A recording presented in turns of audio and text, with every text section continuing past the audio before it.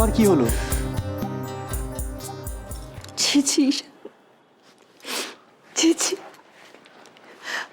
আমার তো ভাবতেও লজ্জা করছে।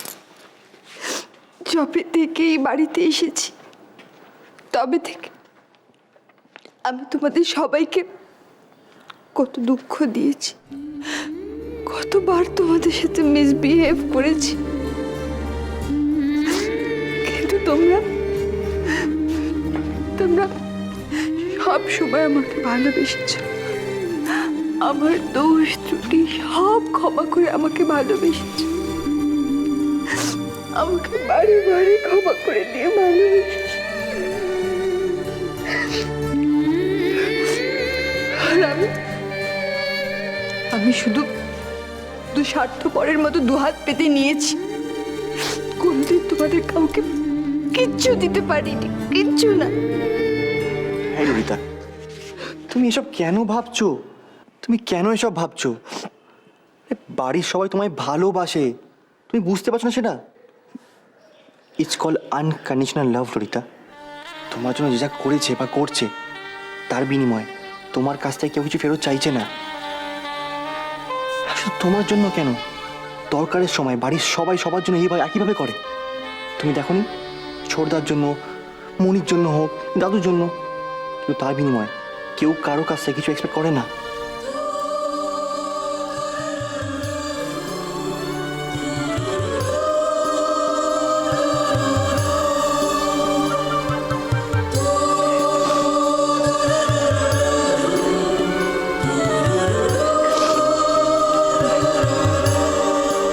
আনকন্ডিশনাল লাভ, আনকন্ডিশনাল লাভ, পাগল একটা। কিন্তু ঈশান, আমি কিন্তু বলে দিচ্ছি, আমার কিন্তু কোনো আনকন্ডিশনাল লাভ নয়। তোমাকে আমায় সারা জীবন ভালোবাসতেই হবে, এটা আমার ভালোবাসার কন্ডিশন। শুধু আমাকে ভালোবাসবে, বুঝেছো? শুধু আমাকে। আর যদি তুমি আমাকে ভালো না বাসো তাহলে আমি আমি তোমায় আমি তোমায় আমি হ্যাঁ, যদি তুমি আমায় ভালো না বেশি অন্য কাউকে ভালোবাসো, আমি এটা দিয়ে তোমার মাথা ফাটাবো, এটা দিয়ে তোমার মাথা ফাটাবোই। এটা লাগবে না, দরকারই পড়বে না, কারণ আমি তোমার সারা জীবন এভাবেই ভালোবাসবো।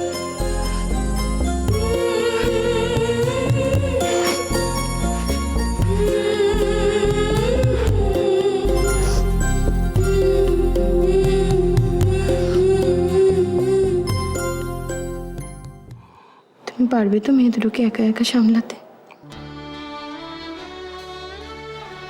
একা কেন? দূরে চলে যাচ্ছ বলে কি তুমি তোমার দায়িত্ব থেকে মুক্ত হয়ে যাবে? না বিদিশা, ললিতা লাবণ্য আমাদের দুজনের দায়িত্ব, দুজনের। তুমি আমার আমার পাশে আছো, এই বোধটা না থাকলে আমি ললিতা লাবণ্যকে বড় করে তুলতে পারবো না। কথা নাও, ছেড়ে চলে যাবার পরেও তুমি আমাদের ভুলে যাবে না, আমাদের পাশে থাকবে। এ কিরকম পাগলামি জানতো? মৃত্যুর পরে কে কোথায় থাকে সেটা কি বলতে পারে? ও আমি জানি না, আমি জানতে চাই না। আমি শুধু চাই যে তুমি আমার পাশে আছো, এই বোধটাকে বুকের মধ্যে বাঁচিয়ে রাখতে, বিপদে আপদে দরকারে অদরকারে তোমার উপরে ভরসা করতে। প্লিজ বিদিশা, আমাকে ফাঁকি দিও না, প্লিজ। কথা দাও, তুমি সব সময় সমস্ত বিপদে তোমার মেয়েদের আগলে আগলে রাখবে। কথা দিলাম, আমি কথা দিলাম যে আমি সব সময় তোমার পাশে পাশে থাকবো। কিন্তু তোমাকেও আজ আমাকে একটা কথা দিতে হবে জয়ন্ত, তুমি আমার মেয়েদেরকে সব সময় আগলে রাখবে, তাদের গায়ে কোনো বিপদের আঁচটুকু লাগতে দেবে না। কথা দাও, কথা দাও জয়ন্ত। কথা দিলাম বিদিশা,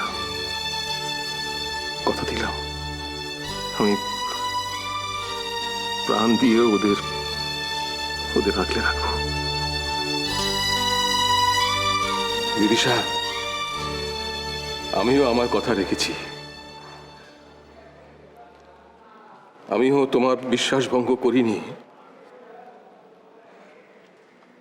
মৃত্যুর পরে যখন দুজনে আবার মুখোমুখি হব, তখন আমি জোর গলায় বলতে পারবো যে আমি তোমার মেয়েদের সব রকম বিপদ থেকে আগলে রেখেছি, ওদের গায়ে আঁচটুকুও লাগতে দিইনি।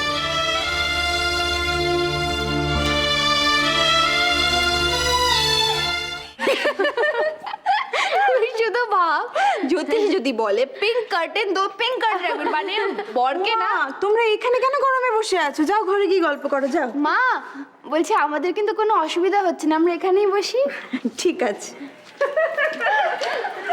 ও দিদি ভাই, বলছি ওদের দুপুরবেলা খেয়ে যেতে বলবো তো? হ্যাঁ বলবো তো, তারা বলে আস। তোমরা দুটিতে আজ দুপুরবেলা এখানে খেয়ে যাবে বলে দে। শুনলি শুনলি, দুপুরে এখানে খেয়ে যেতে হবে। আর এটা আমার না, মা বড় বড় অর্ডার। যদি কোনো প্রতিবাদ করবার থেকে ওখানে গিয়ে করো, আমি জানি না।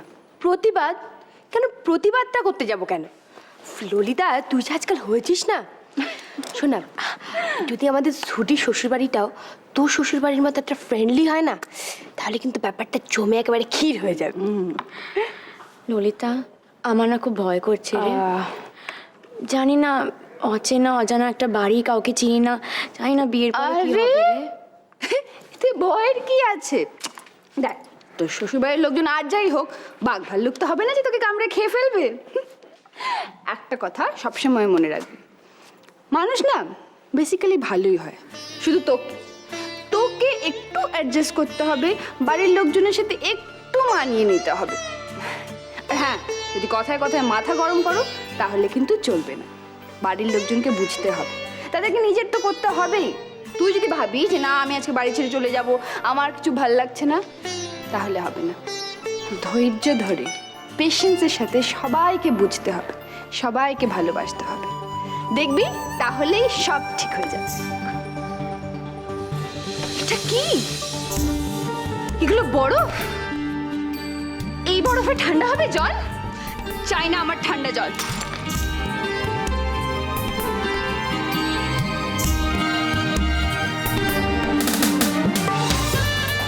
আরে বিয়ের পরে কি করে ভালো থাকতে হয় আমাকে জিজ্ঞেস করো। আমার এখন সব জানা হয়ে গেছে। সবার আগে যেটা করতে হয়, নিজের কথা কম করে ভাবতে হয়, আর বাকি সবার কথা অনেকটা করে ভাবতে হয়। এতে কিন্তু আখেরে নিজেরই লাভ। আমাকেই দেখ না, বাড়ির সবাই আমাকে এত ভালোবাসে, আমার কথা এত ভাবে যে আমাকে নিজের কথা ভাবতেই হয় না। তাই জন্যই বলছি, ভয় পাওয়ার কোনো কারণ নেই।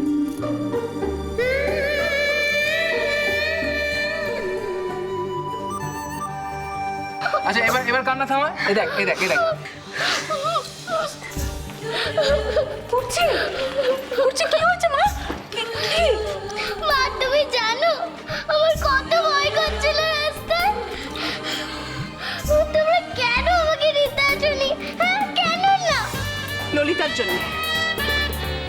কুর্চিকেও স্কুল থেকে আনতেই গেল না। যদি কিছু হয়েছে তোর রাস্তায়? ভাবা যায় দিদি ভাই, এই মেয়েটাই একদিন যখন তখন কাউকে কিছু না বলে বাড়ি থেকে বেরিয়ে যেত। সত্যি কোনো দায়িত্ব জ্ঞান ছিল না মেয়েটার।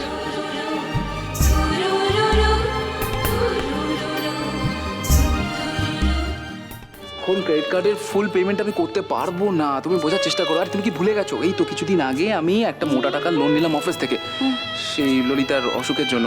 আর এটার জন্য তো আমাকে এখন প্রত্যেক মাসে একটা মোটা টাকা ইন্টারেস্ট হিসেবে দিতে হচ্ছে না, তাই এখন ওই